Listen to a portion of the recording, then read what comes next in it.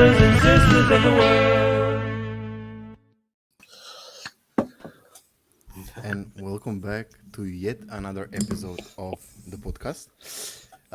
As it is the case until now, or as it was the case until now, we are back only after we win. And today was no other. It was an amazing win of 2-0 against Frosinone. And I even messaged the group chat that the game was dog shit. And right after we scored a fucking one of the best goals I've seen in the past years. So, how have you been, guys? Is everything okay? And what's up in general? We haven't spoken in a bit. Dave? Yeah, man. I've been good. I've been good. Like I'm glad that we're able to get along and actually do this episode. It's been a while. I've missed it. I'm glad Ian is able to join us. But life's been good, man. Couple milestones, but we're blessed. How about you guys? How you doing, Joe? I'm doing great. Life's been treating me well. Um, can't ask for more. 6 out of 6 in all competitions for Inter. So 100%. life's good. How about you, Ian?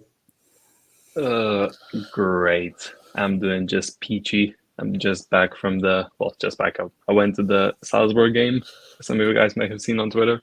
It was amazing. It was an 8-hour round trip drive, so that was dog shit. But other than that, it was a great experience. Shit match, but fun nevertheless. How was the atmosphere in general at the game? Because the fans were up and going the whole game, and it seems like the atmosphere, at least from the TV standpoint, was really, really decent. It was, how do I say this? It was very Austrian, very polite, kept to themselves, and then you just have some drunken Italians in the Curva Nord, like in the away section with the Curva Nord. I was sitting with them because that's the only way I got a ticket. But it was fun. I mean, the most I've heard the Austrian fans chant was "Dana Salzburg, Dana." I was just like, okay. And then, like, if you guys saw any of the videos that we shared on the Twitter page, it was Yeah. just singing 24/7. Everyone standing up, obviously Italians, some of them smoking, just waving the flags and everything. But it was fun. The atmosphere from the away fan point of view was amazing. It was fun, fantastic. So, But yeah, I mean, apart from the the goal, I think we can all agree that the game wasn't really that much. It was really an eyesore. It was really to be a bad quite game. honest, yeah, to be quite honest, I think the fourth round and the fifth round of the Champions League is usually a limbo period in which people or players and teams are just playing out, seeing out how the others will play out, and you know they eventually turn up in the sixth round just to qualify for the next round. But it seems like everything is going well so far. Dave, what are your thoughts on the game that we witnessed on against Salzburg, the in the Champions League in general? How do you Yeah. think it's going, and do you think that we'll finish? I mean, I think first is the objective there. Well, personally, yeah, I want to echo Ian's sentiments. To be honest, okay, the game, I'll agree, it was a bit of an eyesore. Of course, us having beaten them at home 2-1, they kind of needed to win to give them a chance at qualifying for the next round. So of course they came out, they got a young, energetic team that run a lot, and their fans, they try to give him a push, but of course, as Ian mentioned, they're not quite as cultured as the Italian fans or whatnot. So Ian was not too impressed with their way of cheering, but yeah, I'll say this in general, for an away match against a team who had to play for its life. I'm satisfied with what I saw on, what was it? It was on Tuesday, no, on Wednesday. In Austria. We were able to. We suffered when we needed to. I don't really remember them creating clear-cut chances. Of course, they had more of the ball, if I'm not mistaken, but we created better chances, and we ended up winning through that penalty. It was late, but we got the job done, and I'm happy because it's a sign of maturity. At this point, we qualified last year. The year before that, we qualified as well. Now we're starting to treat it as more of a formality. To take care of our business in the group stage, and we get serious in the round of 16. What do you think, Joe? Sorry. I thought it was a good defensive performance, especially in the first half. And frankly, the whole game, I think the defending was excellent, even with BSEC on. And then when BSEC came off, I didn't notice much of a drop-off. In fact, I thought BSEC was excellent. And then de Vrij came on and added just another gear. And it was good. And then we kind of grew into the game. It wasn't vintage Inter in the first half, but we grew into it. We started creating our opportunities, and then when the penalty came, we took our chance, and that's all you can ask for. I mean, it's the kind of Champions League game where you had to grind it out, and we've had several of those games during this period in between international breaks, and I'd say we've handled ourselves pretty well. I've been very happy. Those are games under Inzaghi that we didn't used to win. And we used to come away with a point, maybe nothing. So I'm very happy with how it's gone so far. I agree with both of you. I think just Thanks so much, bro. mute.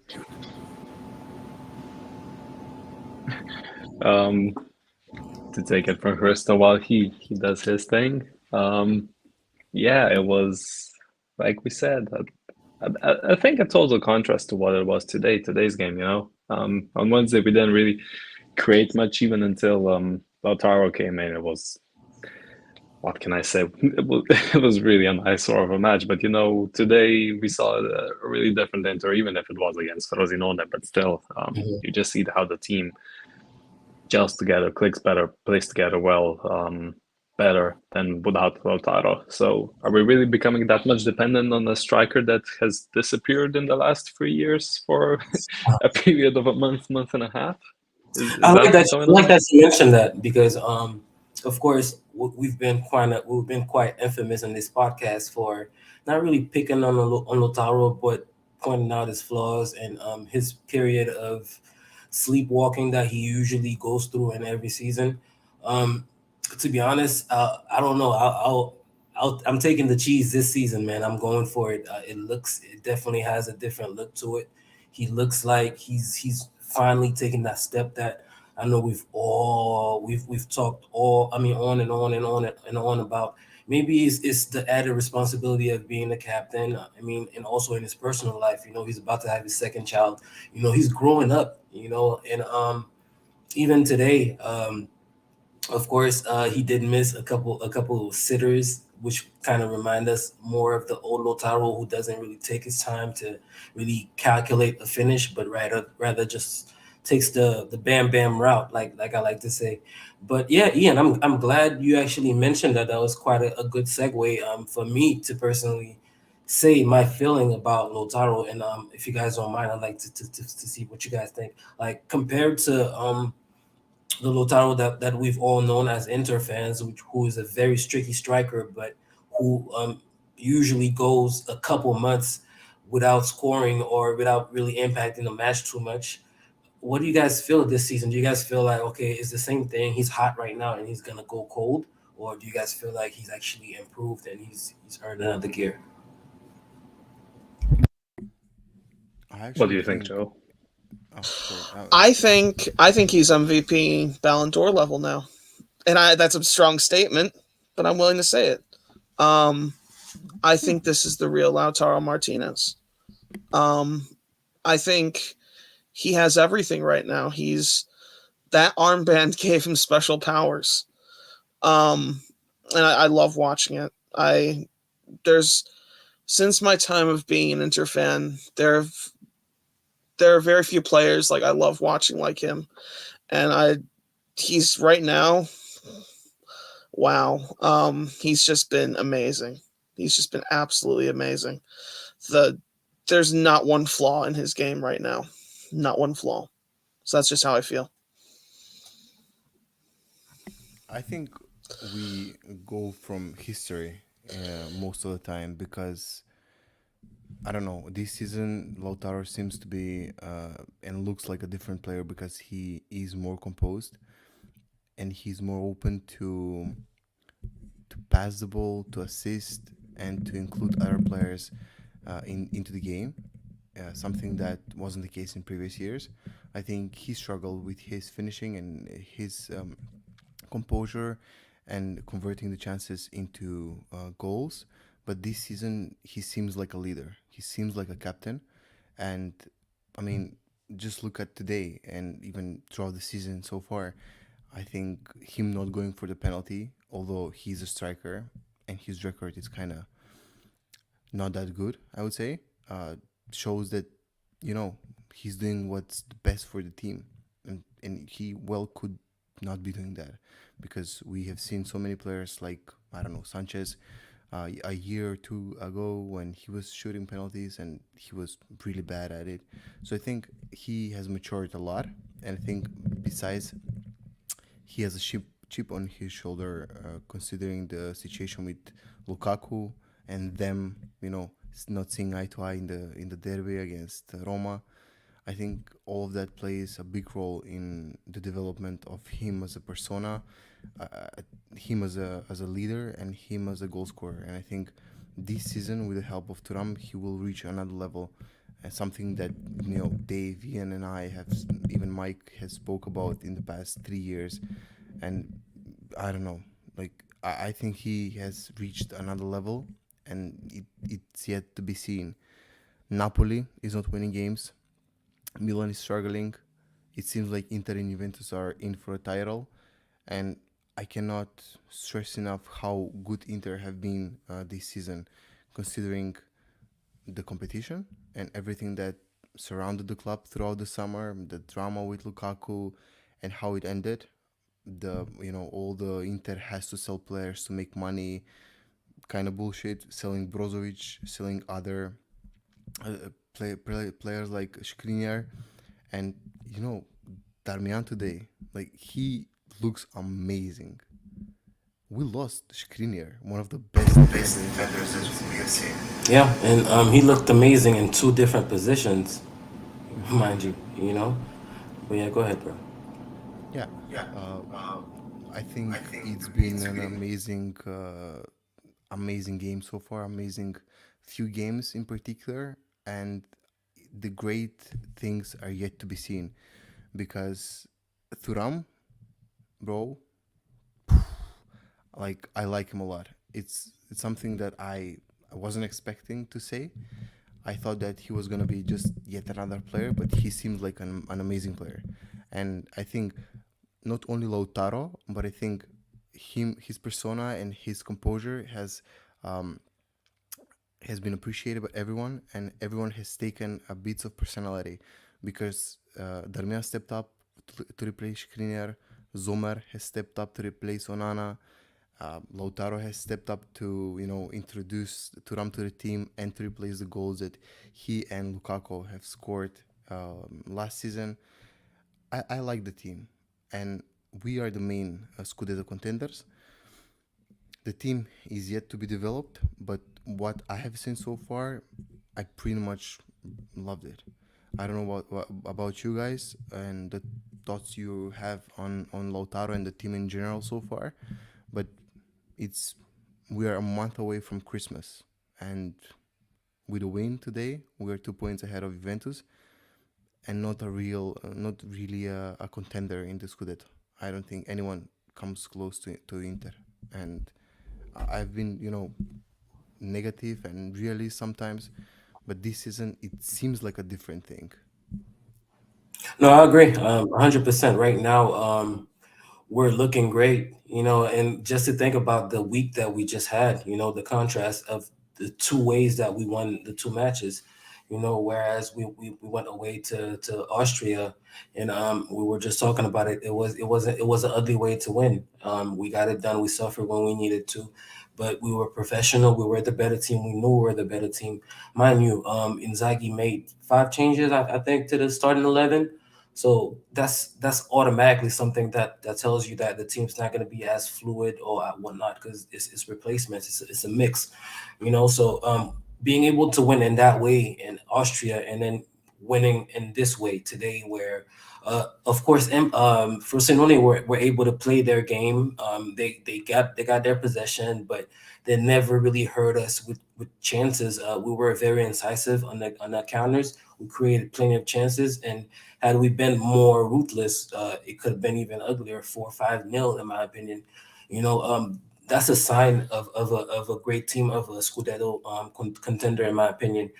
Being able to play your game and win when you're at your best, but also being able to grind it out when it's not quite clicking the way you drew it up in training. So we just gotta collect those points, and I feel like that's what we've been doing. It feels like, just to jump in, Inter this season feels like Juventus when Juventus were the most dominant, because they played like so bad and they still managed to win points even when they don't deserve. And Inter this season, and particularly the game today, it seemed like such an easy game, and yet they were dominant and won a really, really easily, like without any sweat. They had a few chances, but like their Frosinone's team, I was surprised by them because they have so many good players. I've not seen them this season that much. I've seen maybe one game, but I'm impressed. Yeah, no, I agree. Oh, sorry, Ian, you want to go? No, you can go. I just want to say that it's a championship mentality. It's, and I don't think Frosinone played bad today at all. I thought they were quite good. I thought Sule opened up a lot of spaces. He's been very good for them. I thought that they had several not opportunities to score, and that's the point, is that they didn't have any clear chances. And they had some shots on target that were dealt with. Sommer had one sprawling save in the second half. He really didn't need to, but he was just trying to make sure it went behind. But it was the professionalism of the performance. It was being solid defensively. And I'd say we've had 4 center backs who have had great seasons so far. We've had Darmian, we've had Pavard, who's now hurt, sadly. We've had Acerbi, and we've had De Vrij. And that has been the base of this team, and it's really, really clicked since that defense has really flourished as a unit. Everyone can come in and slot in. Ian, isn't that right? Like, De Vrij can come in, Acerbi can come in, Darmian can come in, and everyone plays like a unit. It really is wonderful to see that, So at least for once we don't have to to be worried about that, because I don't know, even during the days where Skriniar and De Vrij were at the peak, the fullbacks were kind of meh. Either we had the fullbacks good, and it was like some of the center backs that were lacking, or the depth. But now it really seems that we have both the depth and the quality all in one. You have players that can shift roles. You see Acerbi can go play on the left, even not just in the center. You have Darmian, who plays on the right and then can go cover for Dumfries.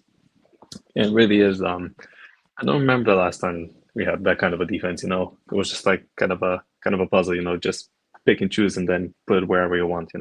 It's really interesting to see. Even the midfield now, you see, we have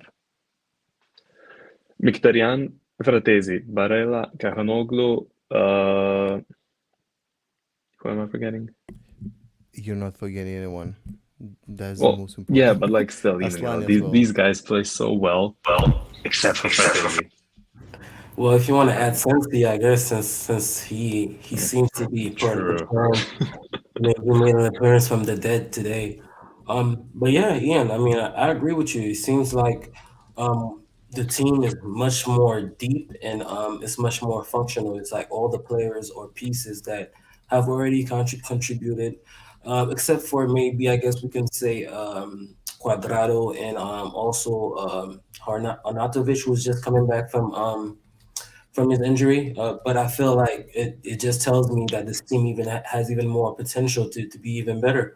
Because Cuadrado, we saw glimpses of what he could still do, and he had an assist, I think, against Fiorentina.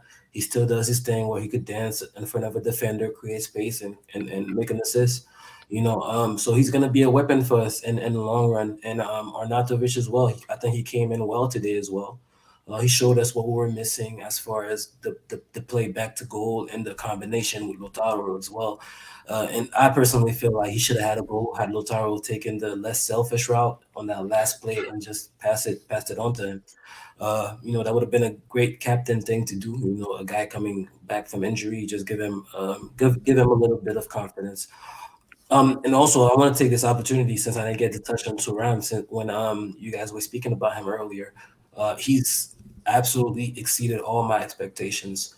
Um, what I'm seeing now, I expected probably to see it next year after probably a year of being in the system, of learning how we play in Italy, learning what Inzaghi wants, learning how to play with Lautaro. But just even seeing the little clips from training and how he gets on with Hakan, and they're always joking around and stuff. You see, it feels like the kid's always been at the team, at least a couple of years. Of course, if I want to be a little more selfish or picky, I can say that I would like to see him shoot more when he's in dangerous positions. As even today, that penalty that he created, I was not too happy about it because I felt like after he did that first defender, he had a gaping goal. Take that shot. He went and he did the other one, and he got fouled. And you can't complain with the end result because ended up at a goal. But again, as a striker, especially donning my number 9, I'd like for him to shoot more, and I think he will score more. Speaking of Turan. I do agree with you. I think that comes with trust, and trust, in my opinion, is built over time. And he has been at the club for not even 6 months, and he is performing really well. The quality is there. I think those shooting instances, when to pass, when to, I don't know, to shoot, and any instance like that when going in attack will be solved with time. But as of now, I really like everyone, and I have not been really disappointed by anyone in particular. On the contrary, I think we have depth in every single position. I mean, I've seen in the group chats and on Twitter in general about Sensi. I've forgotten that he was still a team. We have not spoken about Agume the whole season, and he looked decent when he played in the preseason games. Yeah. I don't know. And there's also David Klassen, who I expect them to contribute. To be honest, I don't know what's taking so long. If it's a matter of language, because think about it. When Dumfries came in, it was the same thing. It took him a while to actually get into the team because of the language barrier or whatnot. Because I may be mistaken, but I feel like Klassen is a very very similar profile to Mkhitaryan. So I feel like he can be used in that same position. It's just a matter of him learning what Inzaghi would like from him in that position, and I feel like he's going to contribute as well. Sorry for cut you up. No, no, no. I'm not expecting anything else from Klaassen, honestly, because I think he was brought in like the last resort just to be on the bench and slot in whenever needed. Honestly, I'm surprised by Mkhitaryan starting and playing a huge role, scoring goals, assisting, creating chances. I thought that Fratesi was going to slot in that position, just like Barella did back when we signed Nicola. I'm surprised by that. Fratesi, I've seen even in preseason matches, and even now when he comes in for Inter and for Italy, he is a constant goal threat. He is up there in the final third on crosses, on all instances when attacking. So I'm surprised to not see him start. If I'm being completely honest, maybe he has not not developed, but integrated as much as Mkhitaryan has. But I'm happy that we have someone like Fratesi, a national team player, on the bench and ready to slot in. Like we have so much depth. We have, as you said, Klassen. We have Sensi, Agume, Aslani, Fratesi. All that for three positions on the bench. So yeah, when Ian said the depth is unreal, the depth really is unreal. Like even going back to Matthias' question about the season, what do you think, guys, about the season? Dave, Joe, Ian, like, do we think this Scudetto is a possibility? I mean, it is a possibility, but do we think that Inter is going to win the Scudetto? And what are your realistic um, opinion on the Champions League and how far can Inter get in that competition as well? Well, I personally I agree with what Matthias said. This season, especially the way things are shaping up, I think the Scudetto is it should be the main priority, and if we don't get it, it will be a failure. It will leave a very bitter taste in my mouth, you know. So yeah, that's I feel like especially the way things are shaping up. Milan look like they're struggling to find their stride. Napoli, they're not looking like much of strong title defenders. And Juve are still up there with us, and of course, ironically, we happen to face them next. I'm sure we'll touch on them a little bit more coming up. But I'll tell you this: I feel like Juve personally is fool's gold. I really expect them to stop winning the way they're winning rather soon. And I don't want to jinx the team, but that would mean that we should be, not running away with it, but creating more distance between us, even and Juve, rather soon. Hopefully, starting with the next match. What do you guys think of Matias' question? I think anything else than a Scudetto really is a failure. Not just because of what we think, but because of what Pepe Marotta and everyone else has been saying in the press that we really need to get that second star. I think that's been a priority since God knows when, but I wouldn't mind an earlier than usual Champions League exit just to secure that. For you, obviously Coppa Italia also is pretty important, but that second star before Milan, before anyone else even comes close, like let's ignore Juve for a second, but like everyone else, that would be that would be tasty. That would be quite nice. What do you think, Joe? Second star is the priority. I don't care if we exit the Champions League in the round of 16. The only reason I want to get there was so we can make the Club World Cup in 2025, which is going to be here in the United States.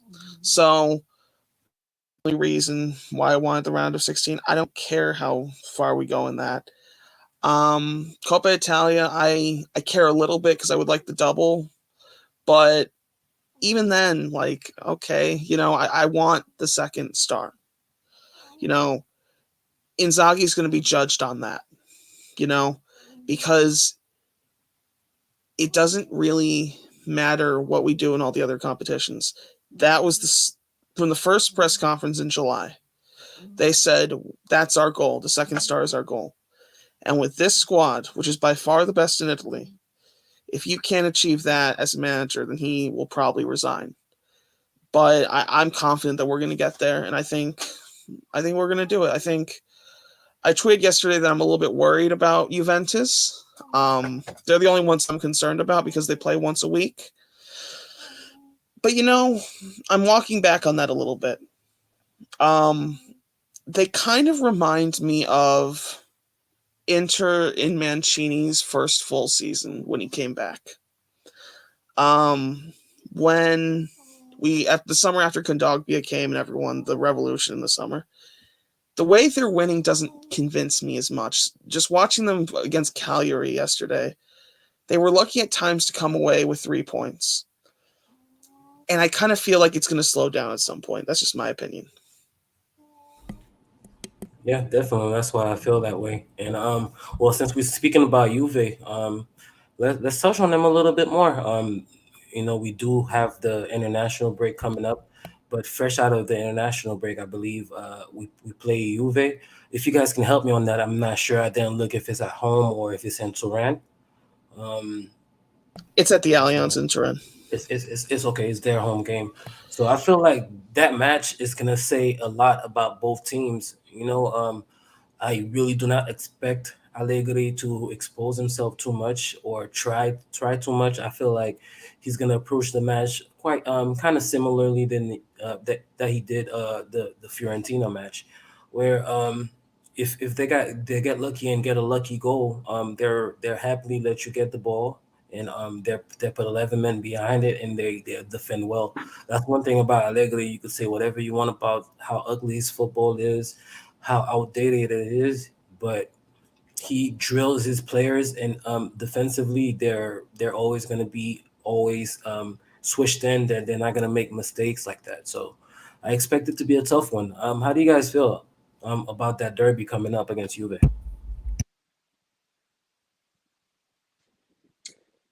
Well, I mean, like you guys said, Juventus has been they lose 4-2 to Sassuolo in embarrassing fashion, but then they somehow clutch every other game 1-0 through a 80 plus minutes goal or something like that. So it's really I'd say luck of the draw how we're gonna play against them because at the end of the day, in games like this, league form, league table doesn't matter. It's all about what comes on the day of the game. Because if you can't get yourself ready for the game, if you can't stay focused, if you can't psych yourself up for the game, you're gonna lose. So I just hope that even though this is quite a good team, they've been together for most of the players have been together for quite a lot of time. I still do worry a little bit if sometimes they get carried away or lose the focus. We see it with certain players like Barella when he does the thing with his hands, or stuff like that. I just hope that it doesn't translate into something that could cost us the game or something like that. That's my only concern. Other than that, I'm very confident. I really don't think Juventus are that good, but that's just one of the things that bothers me sometimes. Juventus away is always a difficult game for us to play. I remember the win back in 2013 when Stramaccioni was on the bench when we beat them and crushing their dreams of going unbeaten for 50 games at their stadium. And looking back onto it, I've just opened the head-to-head matches in Torino, and in the last 10 matches, Inter have beaten Juventus only once, back in 21-22 with Çalhanoğlu scoring from a penalty. Other than that, it has been a draw and mainly Juventus wins all over. And if you want to make a stamp and to be decisive, this is the game to beat. And if you beat them, you're going 5 points clear of Juventus. Napoli is more likely, or if even now should be official that they are sacking their manager. Milan is in shambles, so really this is the game to beat, and this is the game for you to make a stance for a Scudetto run and for a second star. You are coming, I think it depends a lot more than we like to think on the international break, because the players might be jaded, might be tired from all of those travelings and the things that go along with it. So it's left to be seen. I think as of today, Inter has by far the better team. I think Juventus' team is not really up to par. It's not a Scudetto winning team. I think they will be happy to be within the top four, to get the Champions League football, to get the money that goes along with it. So I think in terms of goals for the season, Inter's is more imperative, and Inter's goal is to win the Scudetto. Juventus is maybe it's more likely to go back to the Champions League and to go step by step, to rebuild their team, to rebuild everything they stand for. And if you ask me, I think it's gonna be a draw, but I think this is the match to win. And this is the match that proves that one's a champion and the other isn't, because this is the game that I want us to beat Juventus when we do not deserve to win the match, when we are on the back foot, or go all in, go all out. And as we spoke 2 months ago, when we beat Milan 5-1, this is the game to make a stance on. And if you recreate a dominance like that, it doesn't have to be result-wise that much and such difference, but I think dominance on the pitch will result in later on in more, I don't know, assertive, let's say, assertive stance. No, I agree 100%. You guys hit the nail on the head on all the points. Those matches, regardless of how you're playing, if you're winning well, if you're playing champagne football, or if you're getting lucky, all that goes out the window. Those teams that hate each other so much, that rivalry is always going to be tooth and nail, and it's going to be a matter of who wants it more that day. And Risto, I feel like that was a very, very great point you brought up about the international matches coming up, especially for the Italian players. It's going to be do or die for them as far as whether they're going to be making the Euros or not. So and that's something we like to blame. I mean, to brag about, but that can turn around and be a bad thing for us, because we have 4 or 5 national team players that play very, very important roles for us. So hopefully those guys, that they're able to take care of business and they're in the best of moods and the highest of spirits coming back from international duty, because that match from Juve with Juve is emotionally taxing. So the emotions are going to need to be on full as well. I just opened the schedule for Italy. They're playing, fortunately, Macedonia and then Ukraine. It's going to be difficult for them because, let me just open the standings. It's, I don't know what does Ian think on the topic of international break. And Inter has had a terrible luck, especially with South Americans coming back 2 days before the game is being played, and Juventus doesn't have as many South American players. And I think that has been a problem that Inter has been concerned with in the past few campaigns when it comes to international football, if I'm being honest.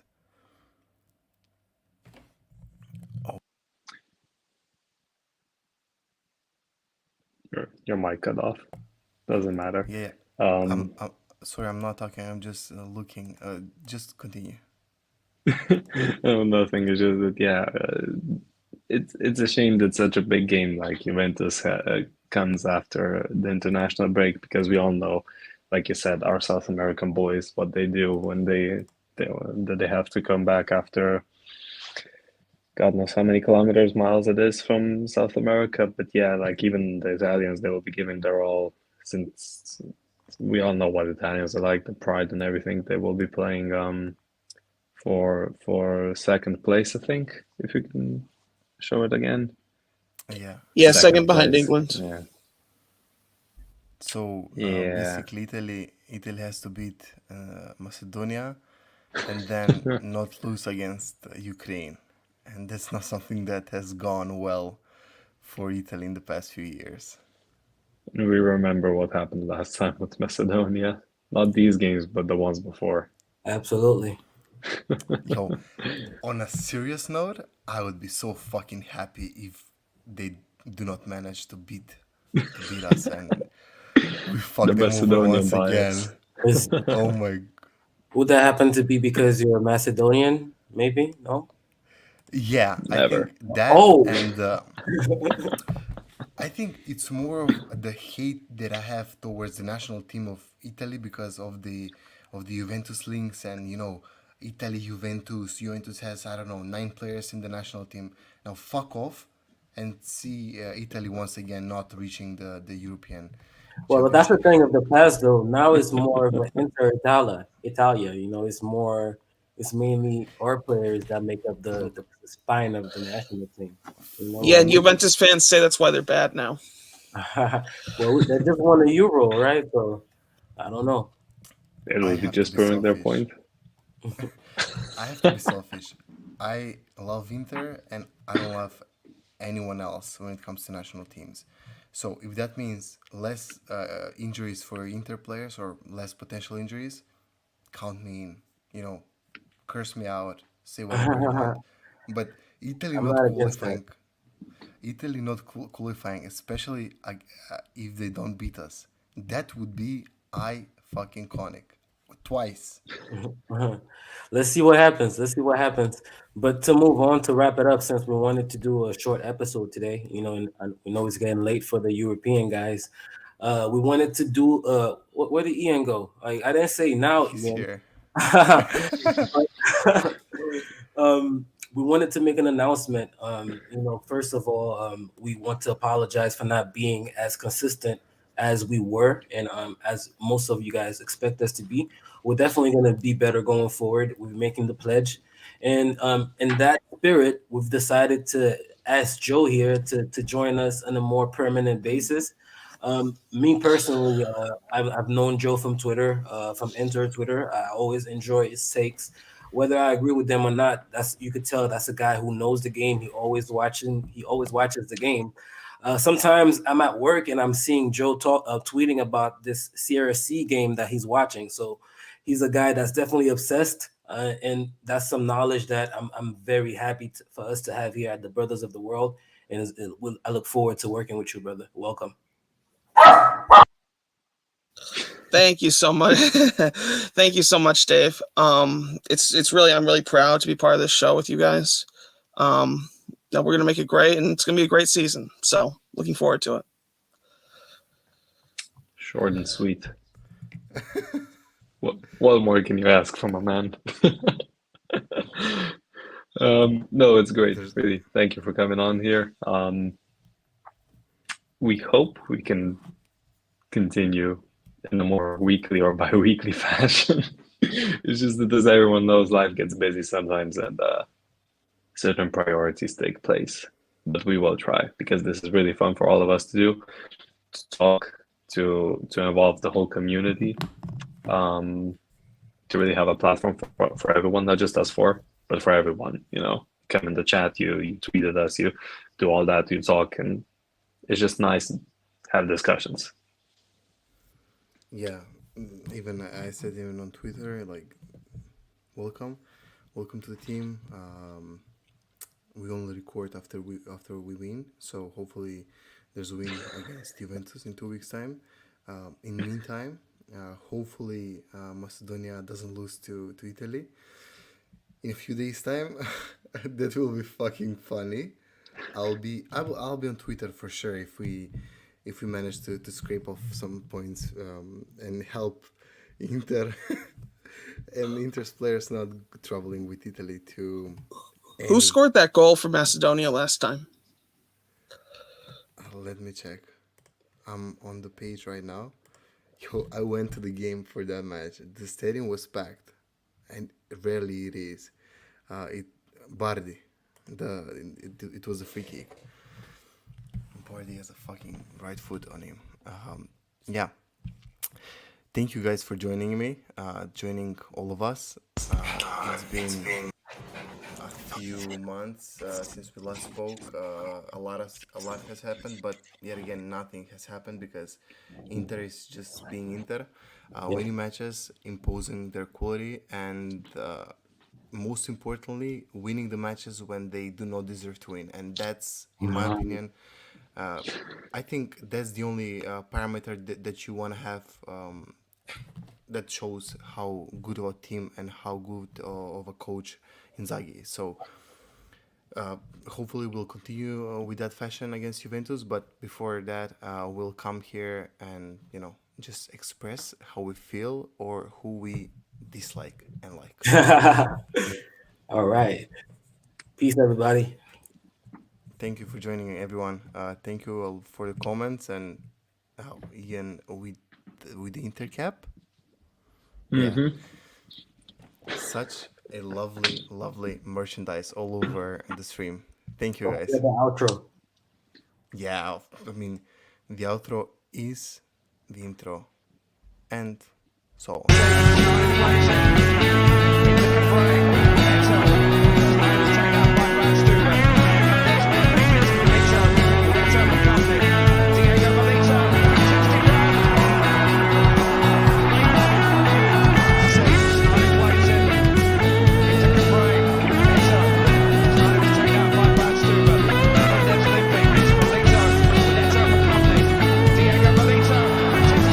Brothers and sisters of the world.